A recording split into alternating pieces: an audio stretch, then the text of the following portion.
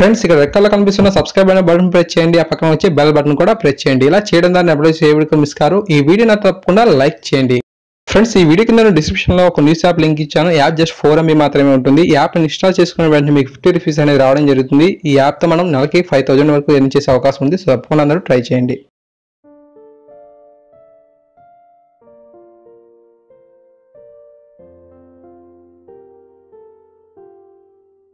Hi guys, Mahesh friends. ఆంధ్రప్రదేశ్లో DSC notification పై మనకు మరొకసారి సందిగ్ధకరమైన పరిస్థితులు అయితే నెలకొన్నాయి. సో చాలా మంది టెట్ క్వాలిఫై కాని అభ్యర్థుల నుంచి మనకు వస్తున్న విపరీతమైన డిమాండ్ ఏంటంటే డిఎస్సి కంటే ముందుగానే మనకు టెట్ని నిర్వహించాలని, లేదంటే గ్రేస్ మార్క్ కలపాలని, టెట్ కమ్ టీఆర్టీ నిర్వహించాలని. సో ఇలా చాలా మనకు విభిన్నమైన వినతులు అయితే ప్రభుత్వానికి అయితే వెళ్తున్నాయి. అయితే మనకు ఈ యొక్క టెట్ క్వాలిఫై అయిన అభ్యర్థుల నుంచి మాత్రం అదే రీతిలో మనకు విన్నపాలు కూడా వెళ్ళడం అయితే జరుగుతుంది. ఈ యొక్క డిఎస్సి నోటిఫికేషన్ అనేది వీలైనంత త్వరగా విడుదల చేయాలని. సో చాలా మంది ఈ యొక్క డిఎస్సి నోటిఫికేషన్ కోసం చాలా సంవత్సరాలుగా వెయిటింగ్ అయితే చేస్తున్నామని, వీలైనంత త్వరగా ఈ యొక్క నోటిఫికేషన్ అయితే రిలీజ్ చేస్తే బాగుంటుందని చెప్పి టెట్ క్వాలిఫై అయిన అభ్యర్థుల నుంచి కూడా మనకు డిమాండ్ అయితే వెళ్తుంది. సో ఈ యొక్క రోజున మనం డిఎస్సి నోటిఫికేషన్ పై విశాలాంధ్ర పేపర్ లో ఈరోజు వచ్చిన ఆర్టికల్ కనుక మనం పరిశీలన చేసినట్లయితే భావి గురువులతో చెలగాటమా, డిఎస్సి ప్రకటనపై హైడ్రామా అని చెప్పి మనకి ఇవ్వడం జరిగింది. స్పందించిన మంత్రి గంట, ప్రభుత్వంపై టెట్ అర్హత సాధించిన అభ్యర్థుల ఆగ్రహం, 10 రోజులుగా వాయిదా వేసినట్లు ప్రచారం, టెట్ కమ్ టీఆర్టీ విద్యా హక్కు చట్టానికి విరుద్ధం, మరో టెట్ నిర్వహణ అసాధ్యమంటున్న అధికారులు. సో ఈ విధంగా మనకు రావడం జరిగింది. సో చాలా మంది టెట్ అభ్యర్థులు అంటే ఈ యొక్క టెట్ లో క్వాలిఫై కాని వారు ఏమన్నారంటే మరొకసారి టెట్ అనేది నిర్వహించమన్నారు. అదే చాలా మంది అధికారుల నుంచి వచ్చిన సమాచారం ప్రకారం ఈ యొక్క మరొకసారి టెట్ అనేది నిర్వహించడం అనేది సో చాలా కష్టం అని చెప్తున్నారు. అంతేకాకుండా ఒకవేళ టెట్ కమ్ టీఆర్టీ నిర్వహిద్దామన్నా సరే ఇది విద్యా హక్కు చట్టానికి వ్యతిరేకంగా మనకు సమాచారం అయితే రావడం జరిగింది. సో పూర్తి ఇన్ఫర్మేషన్ అనేది మీకు ఈ యొక్క వీడియోలో అందించే ప్రయత్నం చేస్తాను. సో తప్పకుండా చివరి వరకు చూడండి. ఏపీ డిఎస్సి ప్రకటనపై హైడ్రామా అయితే నెలకొంది. ప్రభుత్వాధికారులు సాచివేత ధోరణితో వ్యవహరిస్తున్నారని టెట్ అర్హత అభ్యర్థులు మండిపడుతున్నారు. ఈ నెల 29వ తేదీ గురువారం డిఎస్సి ప్రకటన విడుదల చేస్తామని గంటా శ్రీనివాసరావు చెప్పిన విషయం తెలిసిందే. సో ఈ యొక్క నోటిఫికేషన్ కోసం రాష్ట్ర వ్యాప్తంగా ఉన్న టెట్ అర్హత అభ్యర్థులందరూ కూడా వెయిటింగ్ అయితే చేయడం జరిగింది. అయితే డిఎస్సి నోటిఫికేషన్ అనేది మనకు మరో వారం 10 రోజుల పాటు వాయిదా వేశారని చెప్పి సమాచారం రావడంతో చాలా మంది నిరుత్సాహానికి అయితే గురయ్యారు. సో మంత్రి గంటా శ్రీనివాసరావు గారు మనకు ఇప్పుడు విశాఖపట్నం పర్యటనలో అయితే ఉన్నందున డిఎస్సి ప్రకటన వాయిదా వేశారని ప్రచారం ఉంది. రాష్ట్ర వ్యాప్తంగా 13 జిల్లాల నుంచి అదనంగా ఉపాధ్యాయ పోస్టులు కలుస్తాయని, దాంతోనే కొన్ని రోజుల పాటు డిఎస్సిని వాయిదా వేశారని చెప్పి తెలిసింది. దీనిపై రాష్ట్ర పాఠశాల ఉన్నతాధికారులు కూడా స్పందించలేదు. ఇప్పటికే టెట్లో అర్హత పొంది డిఎస్సి కోచింగ్ తీసుకుంటున్న వారంతా ప్రభుత్వ విధానాలపై ఆగ్రహం వ్యక్తం చేస్తున్నారు. ఒక షెడ్యూల్ ప్రకారం డిఎస్సి ప్రకటన లేదనే విమర్శలు అయితే వస్తున్నాయి. టెట్ను ఆన్లైన్లో నిర్వహించి ప్రభుత్వం అబాస్ పాలైంది. చివరి నిమిషంలో లాంగ్వేజ్ పండిట్ కోసం పేపర్ 3ని ప్రవేశపెట్టి వారికి వెసులుబాటు లేకుండా చేసింది. డిఎస్సి ప్రకటించిన 45 రోజుల్లోగా పరీక్షలు నిర్వహించాల్సి ఉంది. ఆ దిశగా అభ్యర్థులు పరీక్షలకు సన్నద్ధం కావాలి. ప్రభుత్వం నుంచి ఎలాంటి షెడ్యూల్ లేనందున అయోమయం వాతావరణం నెలకొంది. సో విద్యా హక్కు చట్టానికి విరుద్ధంగా 2014 టెట్ కమ్ టీఆర్టీ అని చెప్పి ఒక కథనం కూడా ఇవ్వడం జరిగింది. కేంద్ర ప్రభుత్వం రూపొందించిన విద్యా హక్కు చట్టంలో భాగంగా దేశవ్యాప్తంగా టెట్ ను నిర్వహిస్తున్నారు. ఉమ్మడి ఆంధ్రప్రదేశ్ టెట్ పరీక్షను 2011 నుంచి 2013 వరకు 4 సార్లు నిర్వహించింది. ఈ పరీక్షలో ఉపాధ్యాయ శిక్షణ అభ్యర్థులు వేలాది మంది అర్హత సాధించారు. ఒక్కసారి అర్హత సాధించిన వారికి 7 ఏళ్ల పాటు డిఎస్సికి దరఖాస్తు చేసుకున్న వెసులుబాటు ప్రభుత్వం కల్పించింది. 2012 డిఎస్సిలో టెట్ మార్కుల వెయిటేజీ ఆధారంగా డిఎస్సి నిర్వహించారు. విద్యా హక్కు చట్టం ఆధారంగా టెట్లో అర్హత సాధించిన వారితోనే డిఎస్సికి అనుమతించాలి. రాష్ట్రంలో చంద్రబాబు ప్రభుత్వం ఆవిర్భావం అనంతరం మానవ వనరుల మంత్రి శాఖ గంటా శ్రీనివాసరావు గారు నేతృత్వాన మనకు 2014లో డిఎస్సి స్వరూపాన్ని పూర్తిగా మార్చేశారు. 2014లో విద్యా హక్కు చట్టానికి విరుద్ధంగా టెట్ కమ్ టీఆర్టీ పద్ధతిలో నిర్వహించారు. టెట్లో అర్హత సాధించిన వారు సైతం టెట్ కమ్ టీఆర్టీని రాయాల్సి ఉంటుంది. ప్రభుత్వం నిబంధనలు విధించడంతో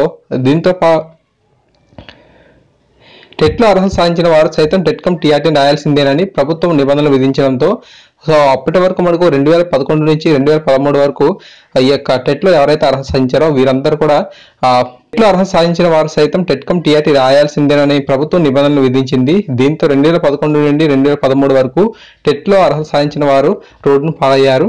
ఈ విధానంతో టెట్లో అర్హత సాధించిన వారంతా నేరుగా డిఎస్సికి దరఖాస్తు చేసి ఉద్యోగాలు పొందారు. టెట్లో అర్హత సాధించకుండా టెట్ కమ్ టీఆర్టీ పద్ధతిలో డిఎస్సి నిర్వహించాలని అప్పట్లో మనకు కేంద్ర ప్రభుత్వానికి చాలా మంది ఫిర్యాదు చేశారు. రాష్ట్రంలో ఖాళీగా ఉన్న ఉపాధ్యాయ పోస్టులను ఎందుకు భర్తీ చేయట్లేదని చెప్పి బాధిత అభ్యర్థులు సుప్రీంకోర్టును ఆశ్రయించారు.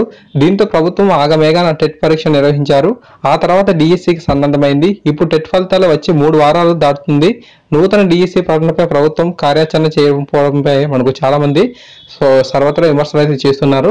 సో ఫ్రెండ్స్, ఈ విధంగా మనకు ఈ యొక్క టెట్ కమ్ టీఆర్టీపై మనకు స్పష్టత అయితే రావడం జరిగింది. సో ఇది విద్యా హక్కు చట్టానికి వ్యతిరేకంగా మనకు తోస్తుంది అనమాట. సో తర్వాత చూద్దాం, మనకు డిఎస్సి ముందు మనకు టెట్ అయితే నిర్వహిస్తారా లేదనే దానిపై కూడా మనకు ఒక ఆర్టికల్ అయితే రావడం జరిగింది. డిఎస్సి తర్వాతే కొత్తగా టెట్ నిర్వహించే ఆలోచనలో అధికారులు ఉన్నట్లు తెలిసింది. సుప్రీంకోర్టు ఆదేశాలకు అనుగుణంగా రాష్ట్రంలో ఉపాధ్యాయ ఖాళీల భర్తీ ప్రకటనను జూన్లోగా భర్తీ చేయాల్సి ఉంది. ఈ నివేదికను రాష్ట్ర ప్రభుత్వం సుప్రీంకోర్టుకి నివేదించాలి. ఈ వ్యవహారంలో ప్రభుత్వం జాప్యం చేస్తే కోర్టు నిబంధనలను ఉల్లంఘించినట్లు అవుతుంది. దీంతో కొత్తగా డిఎస్సి ప్రకటన ప్రభుత్వానికి అనివార్యంగా మారింది. టెట్ ఆన్లైన్లో నిర్వహించడంపై పెద్ద ఎత్తున ఫిర్యాదులు అయితే వెలువడ్డాయి. సుప్రీం ఆదేశాలకు అనుగుణంగా ఉపాధ్యాయ పోస్టుల భర్తీ ప్రక్రియను వేగవంతం చేయాల్సి అయితే ఉంది. సో అతి తక్కువ సమయంలో మళ్ళీ టెట్ నిర్వహించి ఆ తర్వాత డిఎస్సి నిర్వహించడం అసాధ్యమని చెప్పి అధికారులు అయితే సూచించినట్లు తెలుస్తుంది. టెట్లో క్వాలిఫై కాలేని అభ్యర్థులంతా భవిష్యత్తులో నిర్వహించే మరొక టెట్కు సిద్ధపడాల్సిందని చెప్పి అధికారులు అయితే సూచించినట్లు సమాచారం. సో అంతేకాకుండా మనకు ఆర్థిక శాఖ నుంచి ఈ యొక్క ఉపాధ్యాయ పోస్టుల గ్రీన్ సిగ్నల్ వచ్చిందని చెప్పి కూడా ఒక ఆర్టికల్ అయితే ఇచ్చారు. సో రాష్ట్రంలోని 12,000 ఉపాధ్యాయ పోస్టుల భర్తీకి ప్రభుత్వం సన్నద్ధమైంది.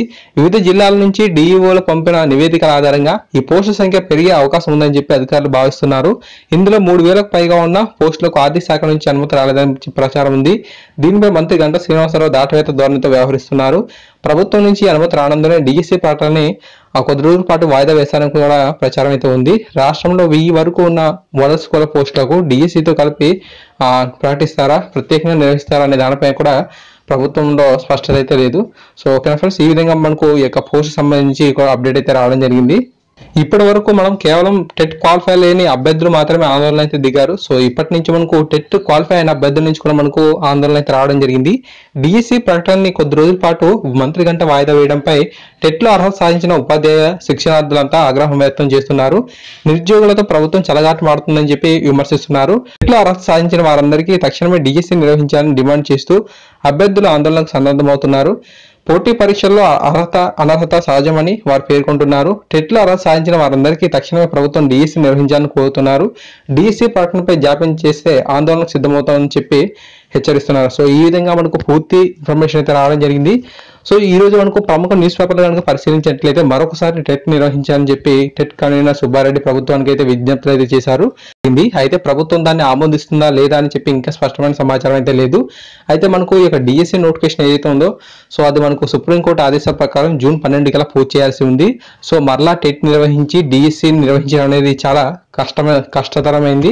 సో అందుకని చెప్పి అధికారులు కూడా ఇది చాలా కష్టం అని చెప్పి భావిస్తున్నారు. సో ఫ్రెండ్స్, ఈ విధంగా మనకు అన్ని పేపర్స్ లో కూడా ఈ రోజు మనకు విభిన్నమైన కథనాలతో మనకు ఈ రోజు ఆర్టికల్స్ అయితే రావడం జరిగింది. సో ప్రధాన పత్రికల్లో మనం పరిశీలించినట్లయితే కేవలం మనకు ఆ యొక్క టెట్ క్వాలిఫై కాని అభ్యర్థులకు మరలా ఇంకో టెట్ ఉంటుందని చెప్పి రాయడం జరిగింది. సో మనకు విశాలంత పేపర్ కనుక పరిశీలించినట్లయితే ఈ యొక్క డిఎస్సి నోటిఫికేషన్ అనేది మరొక 10 రోజుల పాటు వాయిదా అయితే పడింది అని చెప్పి రాయడం జరిగింది. మరలా ఇంకో టెట్ జరిగే అవకాశం అయితే లేదని చెప్పి ఇక్కడ మనకు ఇవ్వడం జరిగింది. సో డిఎస్సి కంప్లీట్ అయిన తర్వాత మరలా ఇంకొక టెట్ నిర్వహించుకోవాలని చెప్పి మనకు ఆ విజ్ఞప్తులు అయితే వెళ్తున్నాయి. సో ఫ్రెండ్స్, ఈ విధంగా మనకు ఫుల్ ఇన్ఫర్మేషన్ అయితే రావడం జరిగింది. సో కింద ఈ యొక్క కామెంట్ సెక్షన్లో మనకు మీరు మీ యొక్క అభిప్రాయాన్ని కింద కామెంట్ సెక్షన్లో తెలియజేయండి. ఈ ఆర్టికల్స్ అన్నిటి కూడా మీ కింద కామెంట్ సెక్షన్లో పిన్ చేస్తాను. ఇవి మీకు బాగా ఉపయోగపడతాయని చెప్పి నేనైతే ఆశిస్తున్నాను. సో ఫ్రెండ్స్, ఇది ఒక ఇన్ఫర్మేషన్ అయితే తప్పని వీడియో మీకు నచ్చినట్లయితే లైక్ చేయండి. అలాగే మీ ప్రతి ఫ్రెండ్కి ఫేస్బుక్ ద్వారా వాట్సాప్ ద్వారా షేర్ చేయండి. మన ఛానల్ సబ్స్క్రైబ్ చేసుకుంటే ఇన్ఫర్మేషన్ పొందారు. Thanks for watching this video.